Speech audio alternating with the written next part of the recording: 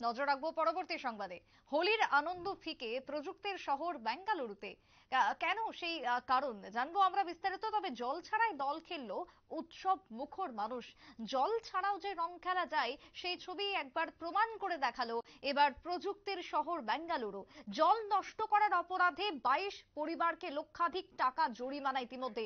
আমরা বর্তমানে জেনেছি যে সাম্প্রতিককালে বেঙ্গালুরু শহর যেখানে এক ড্রাম জল কিনতে হচ্ছে কখনো 1000 টাকাতে, তো আবার কখনো 2000 টাকাতে। শুনলে অবাক মনে হলেও এমনটাই ঘটনা বর্তমানে চলছে বেঙ্গালুরু শহরে। সেই জায়গাতে এবার জল ছাড়াই রং খেলার মতন ছবি বা রং খেলার মতন আয়োজন করে দেখালো বেঙ্গালুরু। কথা বলবো আমাদের প্রতিনিধি বিপ্লব চন্দ্র জুড়ে গেছেন টেলিফোন লাইনে। বিপ্লব দা, আমরা গত 22 তারিখেই পালন করে এসেছি যে বিশ্ব জল দিবস অর্থাৎ ওয়ার্ল্ড ওয়াটার ডে। সেই জায়গাতে দাঁড়িয়ে আজকের হোলির দিনে জল ছাড়াই রং খেলা দেখালো ব্যাঙ্গালোরবাসী। কি বলবে, কি ছবি ধরা পড়লো সেখানে? দেখো, একটা ছবি গত প্রায় মাসখানেক ধরেই কিন্তু বেঙ্গালুরুতে জলের একটা তীব্র সংকট রয়েছে। এবং এই প্রযুক্তির শহরে কেন জলের সংকট তা নিয়ে কিন্তু বিভিন্ন মহল থেকে বিভিন্ন প্রশ্ন উঠেছিল, এবং সেখানে কিন্তু যে জলের যে এতটাই আকাল পড়েছিল যে যার কারণে কিন্তু প্রশাসনের তরফ থেকে আগে থেকে নির্দেশিকা জারি করা হয়েছিল যে পানীয় জলের গাড়ি যখন পৌঁছাবে বিভিন্ন প্রান্তে সেখানে কিন্তু সেই জল দিয়ে গাড়ি ধোয়া যাবে না, ভবন নির্মাণ করা যাবে না, কিংবা হোলির মতো আনন্দ উৎসব অনুষ্ঠান করা যাবে না। কারণ সেখানে কিন্তু জলের একটা হাহাকার রয়েছে, এবং সেখানে দেখা গেছে এই দোল পূর্ণিমার দিনে এই জলকে নিয়ে কিন্তু তারা কিন্তু জল ছাড়াই কিন্তু হোলিতে মাতলো। এবং বিশেষ করে কেন এই মারতে হলো তাদের, কারণ বেঙ্গালুরুর পক্ষ থেকে জানানো হয়েছিল যে সেখানে কাবেরী নদীর জল কিংবা বরোয়েলের জল নিয়ে নিষেধাজ্ঞা জারি করেছে। অর্থাৎ কাবেরীর এই জলবন্টন নিয়ে কিন্তু দীর্ঘদিন ধরে কিন্তু বেঙ্গালুরুতে একটা জলের সংকট চলছে। এই সংকট কিন্তু এবছর অর্থাৎ এই দোল পূর্ণিমার আগে আরো বেশি ঘনীভূত হয়েছে, এবং তার কারণে কিন্তু জলের তীব্র সংকট এবং সমস্যা রয়েছে। বিগত প্রায় মাসখানেক ধরেই কিন্তু তারা পানীয় জল কিনে খাচ্ছে বা বিভিন্ন জায়গায় কিন্তু জল সরবরাহ করার ক্ষেত্রেও কিন্তু প্রশাসনের তরফ থেকে কড়া নজরদারি রাখা হয়েছে।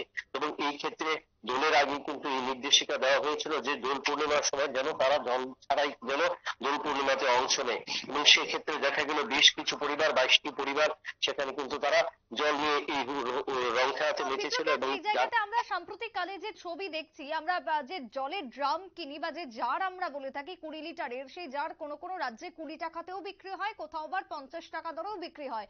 কিন্তু এখন সেই জার বেঙ্গালুরু বাসীকে কিনতে হচ্ছে 1000 টাকায়, কখনো আবার 2000 টাকা পর্যন্ত দাম পড়ছে শুধুমাত্র একটা জারের ক্ষেত্রে। এতটা দাম, এতটা জলের হাহাকার কেন? তাহলে কি ভূগর্ভস্থ জলের কোথাও টান পড়েছে? কেন বেঙ্গালুরু এই মুহূর্তে দাঁড়িয়ে এতটাই জল সংকট? দেখো, বেঙ্গালুরুতে ইতিমধ্যে যেটা আমরা এর আগে শুধুমাত্র বেঙ্গালুরু কিন্তু এই খবরটা করেছিলাম যে বেঙ্গালুরুতে জলের সংকট, এই সংকটের ফলে কিন্তু দেখা গেছে বিভিন্ন ওয়ার্ক কমপ্লেক্স গুলোতে যেখানে তোমার ওয়াটার ট্রিটমেন্ট করা হয়েছে বা যেখানে সাবমার্সিবল বসানো হয়েছে সেখানে কিন্তু জলের একটা পরিমাণ মতো জল আসছে না, যার কারণে কিন্তু জলের তীব্র সমস্যা। তার পাশাপাশি কাবেরী নদীর যে জলবন্টন ইস্যু, সেই জলবন্টন ইস্যুকে নিয়ে কিন্তু রীতিমতো, যার কারণে কিন্তু সেই যে জলের যে পরিমাণ যেভাবে অ্যাপার্টমেন্ট গুলিতে বা রাজ্যবাসীকে জল দেওয়া হতো জল দপ্তর থেকে, সেখানে কিন্তু সেই তা কিন্তু বন্ধ করে দেওয়া হয়েছে। এবং তার কারণে কিন্তু এত জলের তীব্র সংকট হয়েছে। নাহলে প্রযুক্তির শহরে কিন্তু প্রযুক্তিগত দিক দিয়ে যদি উন্নত থাকার কথা, সেখানে কিন্তু শুধুমাত্র এই জলের ক্ষেত্রে সবচেয়ে বেশি অসুবিধার সম্মুখীন হয়েছে। এবং যার কারণে বিগত প্রায় 1 মাস ধরে কিন্তু কড়া নির্দেশিকা জারি করেছিল বেঙ্গালুরু সরকার, এবং দফায় দফায় কিন্তু সেখানে মাইকিং করা হয়েছে। এবং তুমি যেটা বললে যে সেখানে যার 20 লিটারের যার 1000 টাকা পর্যন্ত কিনতে হচ্ছে, শুধু তাই নয়, সেখানে রাজ্যবাসী বা সেখানে যে জনসাধারণকে কিন্তু একদিন বা 4 দিনের পর স্নান করতে হচ্ছে। কারণ সেখানে কিন্তু কড়া নির্দেশিকা জারি করা হয়েছিল যে পানীয় জলের যে ব্যবস্থা সরকার থেকে করা হবে, সেই জল দিয়ে স্নান করা যাবে না, সেই জল দিয়ে গাড়ি ধোয়া যাবে না, কিংবা রং খেলায় কিন্তু যেন তারা স্নান করতে না পারে। কিন্তু সেখানে যেখানে 22টি পরিবার এরকম কাণ্ড করেছে, যারা রং খেলার পর এই জল ব্যবহার করেছে, তাদের ক্ষেত্রে কিন্তু প্রত্যেক পরিবারের ক্ষেত্রে 1 লক্ষ টাকা করে জরিমানা দিয়েছে।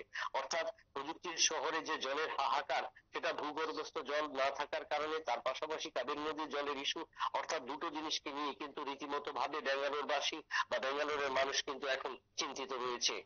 একেবারেই তাই। অনেক ধন্যবাদ বিপ্লব দা। কথা বলছিলাম আমাদের প্রতিনিধির সঙ্গে। তবে ব্যাঙ্গালোর বর্তমানে জলের সংকট, তবে এই ছবি শুধুমাত্র যে এবছর ধরা পড়েছে তা নয়, প্রতিটা বছরই গরম এলেই কোনো না কোনো রাজ্য কোনো না কোনো জায়গা থেকে সেই ছবি ধরা পড়ে। তাই সকলকে একটা বিষয় মাথায় রাখতে হবে যে জল কোনোভাবেই অপচয় করা চলবে না। যে বাণী বা যে বক্তব্য বার্তা সমাজের সর্বোচ্চই দেওয়া হচ্ছে, কিন্তু তারপরও জল অপচয় হচ্ছে এবং তারপরও সংকট দেখা দিচ্ছে জলের। আগামী দিনে তীব্র গরমে জল সংকট আরো বাড়বে যদি না এখনই মানুষ সচেতন এবং সতর্কতা অবলম্বন করে চলেন, সেই দাবি কার্যত উঠে আসছে বিভিন্ন মহল থেকে। ছোট্ট একটা বিরতির পর ফিরবো, সঙ্গে থাকুন।